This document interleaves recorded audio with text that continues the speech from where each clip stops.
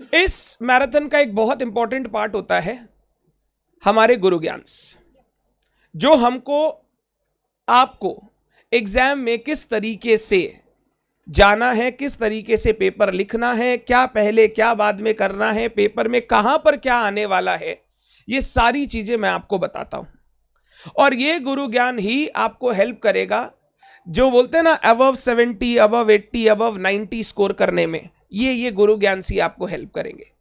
जिस बच्चे ने सिर्फ गुरु ज्ञान को प्रॉपरली फॉलो कर लिया ना, प्रॉपरली फॉलो कर लिया, 10, 15, 20 मार्क्स का फर्क तो ऐसे ही पड़ जाएगा, 10, 15 मार्क्स का फर्क ऐसे ही पड़ जाएगा विदाउट इवन डूइंग एनीथिंग, अगर गुरु ज्ञान कोई फॉलो कर लेता है।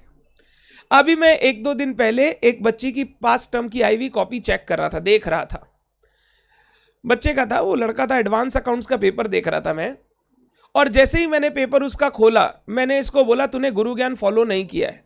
वो बच्चा इजीली 60+ स्कोर करता, 60+ स्कोर करता, उसका आया 58। क्यों? मैंने मना किया था कि अकाउंटिंग स्टैंडर्ड का क्वेश्चन फर्स्ट क्वेश्चन अटेम्प्ट नहीं करना है, कभी भी नहीं करना है। बच्चे ने पहले अकाउंटिंग स्टैंडर्ड का क्वेश्चन अटेम्प्ट किया। मैं जानता हूं कि बच्चा जब लिखने बैठता है, जिसमें उसको मन से लिखना है, उसका मन से क्या क्या निकलता है ये हम और आप सब जानते हैं। कभी भी ऐसे क्वेश्चंस हम लोग पहले अटेम्प्ट नहीं करते। ये सीखने के लिए आपको गुरु ज्ञान को फॉलो करना पड़ेगा। अब प्रॉब्लम क्या है, बताता सबको, करते आधे हैं, इसीलिए पास भी आधे ही होते हैं। मैं जो आज के दिन और कल के दिन बोलूंगा, if you follow this in your exams, this will make a difference. जिस दिन आप एग्जाम दोगे उसके बाद आप मेरे को मैसेज करना, sir yes it made a difference, कि हम पेपर बहुत प्रॉपरली अटेम्प्ट कर पाए। सो जो बोलूं एज इट इज फॉलो करने का है। तो हम लोग अपना मैराथन का शुरुआत पहले गुरु ज्ञान से करेंगे। मेरा पहला गुरु ज्ञान रहेगा अकाउंट्स का पेपर पैटर्न क्या होगा, एंड अकाउंट्स के पेपर में इस टर्म में कौन से अकाउंटिंग स्टैंडर्ड्स हमारे लिए सबसे ज्यादा इंपॉर्टेंट है, जो हमको एग्जाम में देखने मिलेंगे। डन। सबसे पहले बात करता हूं मैं पेपर पैटर्न की। सबसे पहले मैं बात करता हूं पेपर पैटर्न की। अगर मैं बात करूं पेपर पैटर्न की, तो हर 100 मार्क का पेपर जो है आपका, जैसे कॉस्ट है वगैरह, अकाउंट्स है, वो इसी पैटर्न से आता है। क्वेश्चन नंबर 1 रहेगा आपका कंपलसरी, 20 मार्क का क्वेश्चन कंपलसरी रहेगा। और अकाउंट्स के कंपलसरी क्वेश्चन में आपको सिर्फ अकाउंटिंग स्टैंडर्ड्स ही दिखेगा और कुछ नहीं दिखेगा। मतलब क्वेश्चन नंबर 1 आएगा, 20 मार्क का क्वेश्चन कंपलसरी, मतलब उसको छोड़ेंगे तो 20 मार्क गया। और वो क्वेश्चन में क्या दिया जाएगा? Accounting standards.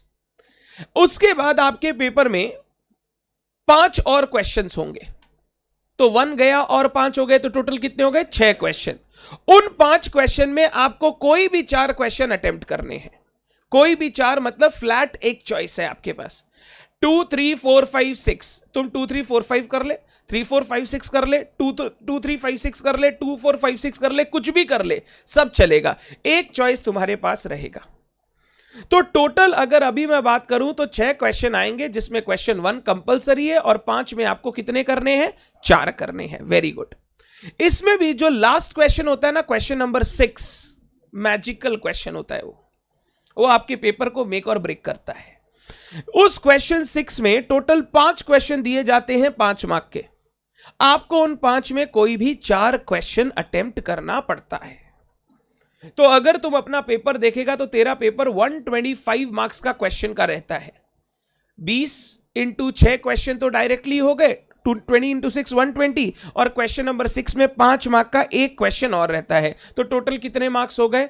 125 मार्क्स। और इस 125 में हम लोगों को 100 मार्क्स अटेम्प्ट करना है। कुछ गलतियां जो बच्चे करते हैं, बहुत बार बच्चे सारे क्वेश्चन लिख के आ जाते हैं, सर मेरे को पता ही नहीं था चॉइस है। ये गलती मत करना। सर ये हम लोगों को पेपर में कहीं बताता है क्या? पेपर का फर्स्ट पेज, क्वेश्चन पेपर का फर्स्ट पेज इज इंस्ट्रक्शन। उस इंस्ट्रक्शन में ऊपर में क्लियरली लिखा हुआ रहता है आपको किस तरीके से क्वेश्चन अटेम्प्ट करना है। मैं हमेशा यही बोलूंगा, हमने आपको बता दिया तो भी आप हमेशा पढ़ेंगे, तो भी आप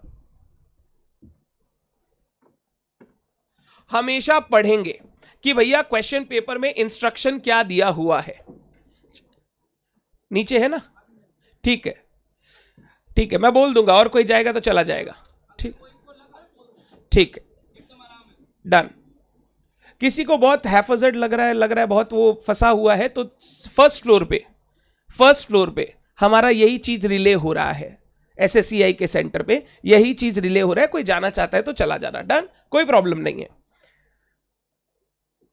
और आपको सबसे पहले हमेशा क्वेश्चन पेपर का इंस्ट्रक्शन पढ़ना ही चाहिए, नो मैटर आपको पता हो या नहीं पता हो।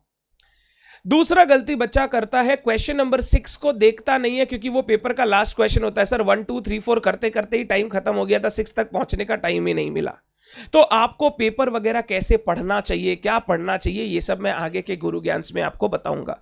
बट सारे बच्चे को पेपर पैटर्न क्लियर है क्या? क्वेश्चन 1 इज कंपलसरी, कहां से आएगा? Accounting standard.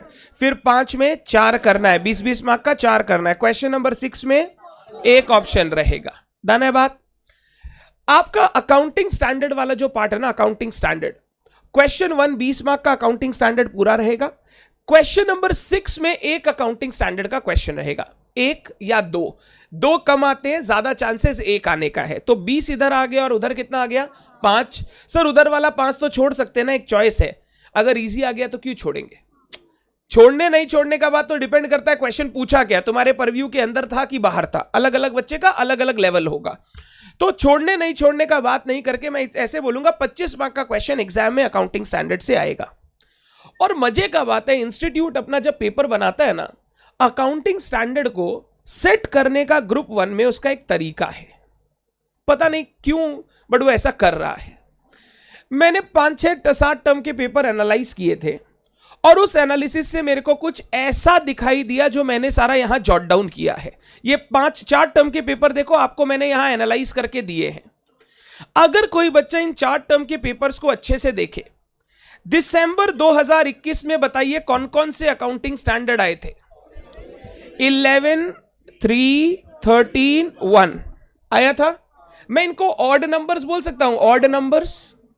मई 22 में देखो 12, 2, 10, 16 और इधर एक AS3 यानी कैश फ्लो से क्वेश्चन आया था 6D में आया।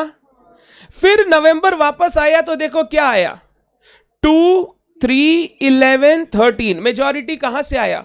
ऑड नंबर से। 4 में 3 क्वेश्चन ऑड से आया, मतलब ऑड से ही देगा। और फिर वापस मई 23 में देखिए 10, 12, 16, मेजॉरिटी कहां से आया? इवन से।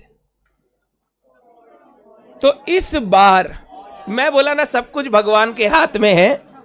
ये मनाओ कि इंस्टीट्यूट जो आज तक कर रहा था वही करे।